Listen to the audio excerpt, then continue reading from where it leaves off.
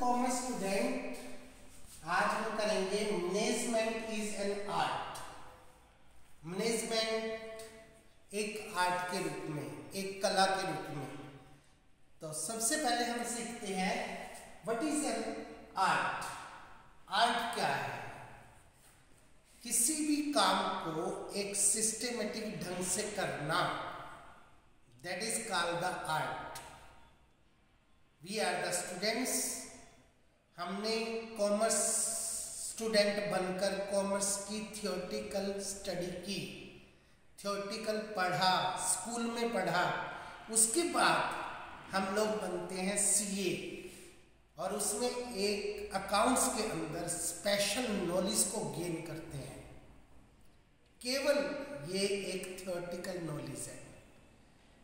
और फिर हम लोग सीए बनने के बाद आफ्टर गेटिंग सीए सर्टिफिकेट्स हम किसी कंपनी में परफॉर्म करते हैं एक सीए के रूप में, या फिर अपना ऑफिस ड्राइव करते हैं, लोगों के अकाउंट मेंटेन करते हैं, लोगों को गाइडलाइंस देते हैं, कंपनी की तरफ से लोन प्रोवाइड्स करवाते हैं, उनके अकाउंट मेंटेन करते हैं। तो एक सीए जितना अच्छे ढंग से अपने अकाउंट को परफॉर्म करेगा, जिसे हर एक कैटेगरी के लोग इजीली समझ सकें, ऐसे लोग भी आसानी से समझ सकें जिन लोगों को अकाउंट्स नहीं आता, ये उस सीए के द्वारा परफॉर्म की गई आर्ट है। इसको हम कला कहते हैं। अब हमारे संगीत में स्वर होते हैं, एक संगीतकार है, उन स्वरों को अच्छे ढंग से पिरोकर उसमें से सुस्वर पैदा कर देता है, that is called the art. इसको हम आर्ट कहते हैं। केवल आपने थियोरेटिकल नॉलेज हासिल की और आप जब परफॉर्म करने की बारी आई वहां पर आप लोग परफॉर्म नहीं कर पाए, तो ये हमारी आर्ट नहीं है। अब हमारी फिल्म इंडस्ट्री की बात करते हैं। तो फिल्म इंडस्ट्री में बहुत सारे हीरो हीरोइन होते हैं जो अपनी अपनी परफॉर्मेंस करते हैं, परंतु उनमें से सुपरस्टार कौन बनता है, लोगों के दिलों में कौन छाता है, किसकी मार्केट वैल्यू इंक्रीज होती है, किसको बार बार डायरेक्टर फिल्म देना पसंद करता है और वो अपने प्राइस कॉन्टिन्यूसली इंक्रीज करता जाता है, क्योंकि उसकी हर तरह का रोल करने में अपनी एक आर्ट है, अपनी एक कला है। उस आर्ट को हर तरह के लोग देखना चाहते हैं। अगर आपने उसको सीरियस रोल दिया, वो उसको बेखूबी निभाता है। अगर आपने उसको हंसी मजाक का रोल दिया, वो उसको बेखूबी निभाता है। अगर आपने उसको किसी भी प्रकार का पॉलिटिकल रोल दिया, वो उसको बहुत अच्छी तरह से निभाता है। अपनी आर्ट में पूरी कला दिखाता है। और गाने उसके पीछे से बैक सिंगर गा रहे हैं और हमें दिखाई देता है कि वो खुद परफॉर्म कर रहा है, खुद उस गाने को गा रहा है। यही उसकी कला है। ऐसी तरह से हम लोग देखते हैं हमारे स्कूल में हमें डिफरेंट टाइप के टीचर्स पढ़ाते हैं। एक टीचर को बच्चे बहुत लाइक करते हैं, क्योंकि वो टीचर अपने घर से अपने बच्चों के लिए बढ़िया से बढ़िया लेक्चर तैयार करके लाता है। वो ये देखता है हर साल के बच्चे किस तरह के हैं और इस तरह के बच्चों को मैंने किस तरह से पढ़ाना है। किसी के लिए वो बोर्ड पर लिखकर समझाता है, किसी के लिए वो चार्ट बनाता है, किसी को वो स्टोरियाँ सुनाता है और किसी को बार बार क्वेश्चन लिखने को बोलता है, उसको पूरी तरह से तैयार करता है। That is the art. ये उसकी आर्ट है। इसी प्रकार से आपके घर में आपकी मम्मी है, आपके पापा उसको खाने पीने का सामान ला कर देते हैं, मटेरियल ला कर देते हैं, वो अपनी कुकिंग के अंदर पूरी कला दिखाती है और आपके लिए बहुत अच्छे से अच्छा खाना बनाकर आपके सामने रखती है। उस खाने को देखने में आपको आनंद आता है, उसको सुगंध लेने में आपको आनंद आता है। उस खाने को जब आप खाते हैं तो वो आपके लिए स्वादिष्ट होता है और उसको अगर हम लोग पूरी तरह से अपने लिए, वो हमारे लिए सेहत के लिए भी अच्छा है। तो हर एक चीज़ का हमारी मदर ने ध्यान रखा और हमें एक अच्छा पौष्टिक खाना परोसा, तो ये उसकी आर्ट कहलाती है। तो हर जगह पर आर्ट है, जिसे हम कहते हैं आर्ट। थ्योरेटिकल नॉलेज, सबसे पहले आर्ट के लिए हमें पूरी तरह से उसका बेस पता होना चाहिए, उसकी पूरी थ्योरेटिकल नॉलेज होनी चाहिए। आप एक आम व्यक्ति हो और आप सोचो कि हम सीधे सीए बन जाए, इट कांट पॉसिबल। तो सीए बनने की एक प्रोसेस है। सबसे पहले आपको कॉमर्स स्टूडेंट बनना पड़ेगा, वहाँ से आपको क्लास में अकाउंट्स, बिजनेस स्टडी, इकोनॉमिक्स की नॉलेज लेनी पड़ेगी। फिर आपको एक सीए के अंडर प्रैक्टिस करनी पड़ेगी। फिर आपकी जो सीए फाउंडेशन की कोर्सेज हैं उसको फिलअप करना पड़ेगा। फिर आपको डिग्री हासिल करने के लिए आपको उनके पूरे जो पेपर हैं वो पास आउट करने पड़ेंगे।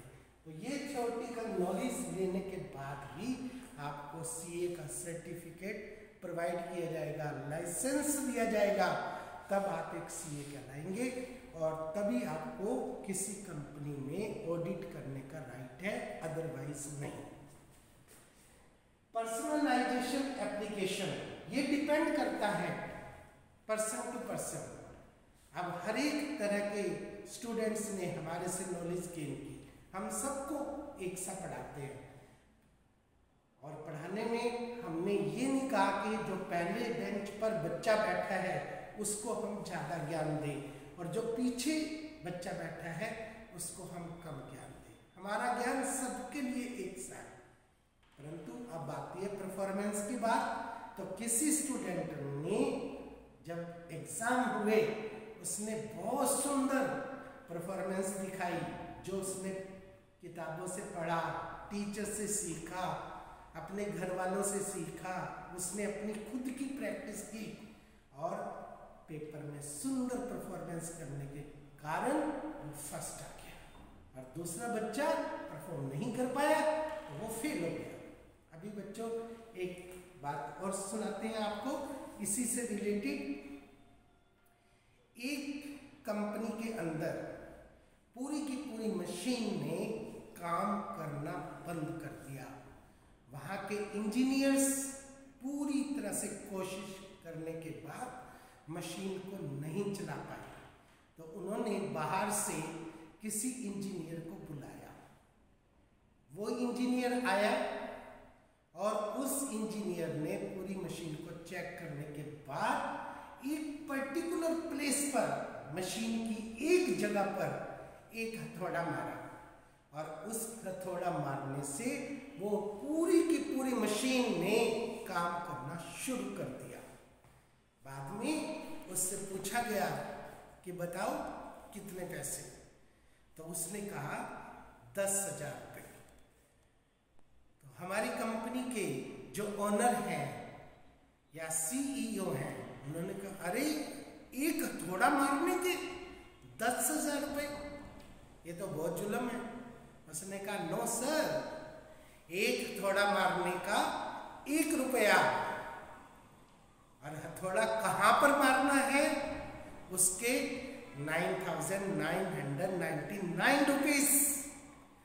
तो ये मैंने जो स्किल हासिल की है और उसी स्किल को मैं आज आपके सामने परफॉर्म कर रहा हूँ, उसी के कारण आपकी मशीन चली है जिसे आपके 20 इंजीनियर नहीं चला पाए। तो हर एक आदमी का अपना अपना परफॉर्म करने का अलग ढंग होता है।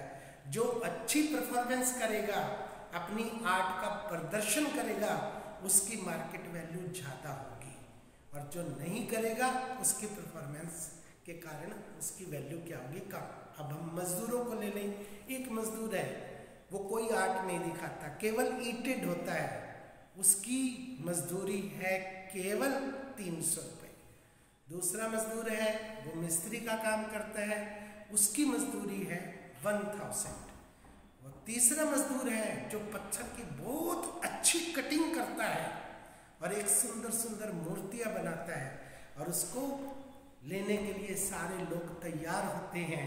तो तो उसकी एक दिन की मजदूरी की वैल्यू है 2000। तो जैसे जैसे हम अपनी आर्ट को अलग अलग तरह से प्रैक्टिस में लाएंगे, उस पर नई नई क्रिएटिविटी करेंगे और नए तरीके से सजाएंगे, तो हमारी वैल्यू क्या होती जाएगी, बढ़ती जाएगी। इसी का कारण है हमारे FW टेलर। FW टेलर जिसे हम फादर ऑफ मैनेजमेंट कहते हैं और जिसकी पूरी मैनेजमेंट आज पूरी दुनिया पढ़ती है।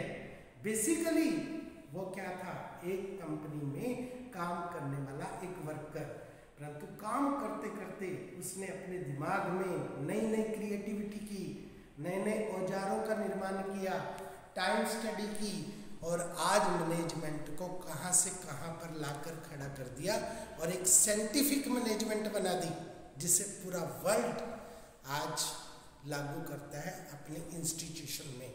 इसे कहते हैं आप लोगों की based on the practice and creativity.